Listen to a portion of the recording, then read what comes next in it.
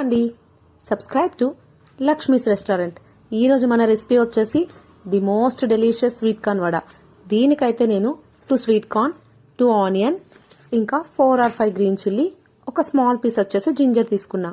Sweet corn వచ్చేసి mixie వేసి ఇలా గ్రైండ్ చేసుకొని అందులో ఒక కప్ వచ్చేసి రైస్ ఫ్లోర్, వరిపిండి, శనగపిండి, కట్ చేసి పెట్టుకున్న గ్రీన్ చిల్లీ, చిన్నగా కట్ చేసిన అల్లం పీసెస్, కరివేపాకు, కొత్తిమీర, ఇంకా ఆనియన్స్ వేసుకున్నాక కొంచెం 1 table spoon jeera powder are జీలకర్ర వేసుకోవచ్చు, 2 table spoon salt, 1/2 table spoon turmeric powder వేసి బాగా చేతితో ఆ స్వీట్ కార్న్ లో నుంచి వచ్చే వాటరే సరిపోతాయి. అసలు ఒక్క చుక్క కూడా వాటర్ యాడ్ చేయాల్సిన అవసరం అయితే లేదు.